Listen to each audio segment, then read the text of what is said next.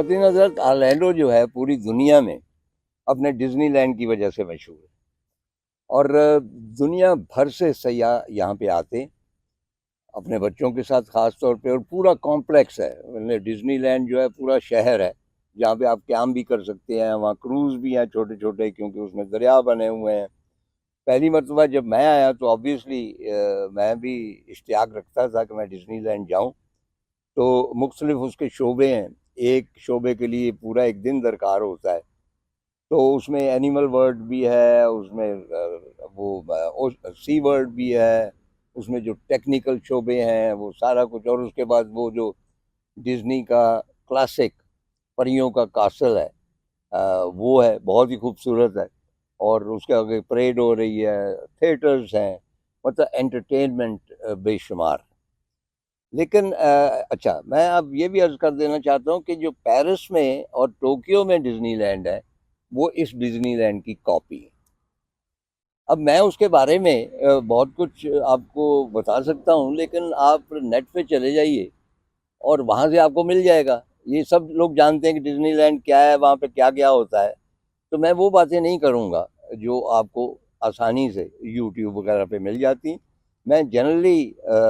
اس شہر کے بارے میں بات کروں گا۔ صرف ایک انسیڈنٹ مجھے یاد ہے ڈزنی لینڈ کا، وہاں بھی ایک اینیمل ورلڈ، تو ہم جب وہاں گئے تو ہم نے دیکھا کہ ایک بارش صاحب ہیں، بہت سنجیدہ سے، فلسفی لگتے ہیں شکل سے، اور انہوں نے ایک راڈ کے اوپر ایک اتنا بڑا الو بٹھایا ہوا ہے، میں نے اس سے بڑا الو کبھی دیکھا ہی نہیں، اور وہاں بچے جمع ہیں، کچھ میرے جیسے لوگ بھی ہیں، اور وہ الو کی عادات و خصائل کے بارے میں بتا رہا، اور بتا رہا ہے کہ بھی الو کھاتا کیا ہے، یہ رہتا کس طرح ہے، سارا کچھ۔ تو میں کھڑا سن رہا تھا، ایک تو الو خوبصورت تھا، اچھا لگا، دوسرا ایک اور یاد میرے دل میں آ گئی بچپن کی، اور میری بیٹی میرے ساتھ تھی اور اس نے نوٹ کیا کہ میری آنکھوں میں کچھ نمی سی ہے، تو مجھے کہنے لگی ابو کیا ہوا؟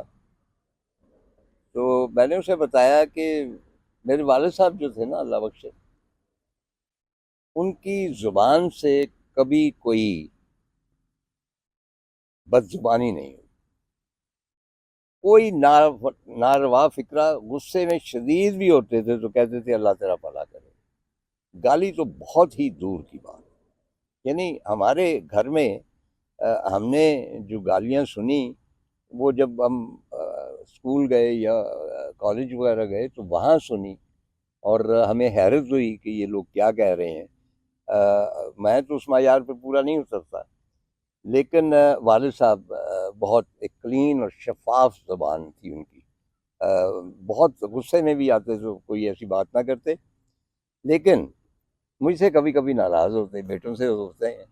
کبھی حرکتیں بھی ہم ایسی کرتے تھے، اسکول سے کوئی خبر آ جانی یا کسی اور شکایت، شرارتیں کرتے تھے، کوئی مطلب ہے کہ اس قسم کی خبر نہیں آتی تھی جس قسم کی خبروں سے والدین بہت پریشان ہو جاتے ہیں کہ بچہ کس راہ پہ چل نکلا ہے۔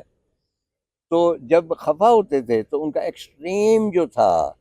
ایکسپریشن میرے لیے غصے کا، وہ کہتے تھے مستنصر تو بڑا الو ہے۔ وہ ایک عرصے کے بعد جب میں نے اس بڑے الو کو دیکھا تو مجھے اپنے والد صاحب یاد آ گئے۔ میں نے کہا کہ اب کوئی مجھے کہنے والا ہی نہیں ہے کہ تو بڑا الو ہے۔ تو یہ مطلب ہے کہ ایک ہو سکتا ہے کہ آپ کو عجیب سا لگے، لیکن یہ واردات مجھ پہ گزری، اور اس کے علاوہ وہ میں بات کر رہا تھا اس کی، ابھی میں نے اپنے چاچا عطا اللہ کی بات کی ہے، تو وہ گئے اس کے اوپر رولر کوسٹر کے اوپر، مینچسٹر میں تھے، تو واپس آئے تو رنگ زرد اور برا حال، اور یہ وہ، ہم نے کہا چاچا جی کیا ہوا؟ کہنے لگے بھائی آج میں مرنے لگا تھا، مجھے اپنی موت کا تو کوئی افسوس نہیں ہونا تھا، مجھے افسوس یہ ہونا تھا کہ میری جب باڈی جانی تھی نا ہریے والا گجرات میں، تو لوگوں نے پوچھنا تھا کہ چودھری صاحب کس طرح فوت ہوئے، تو انہوں نے کہنا جناب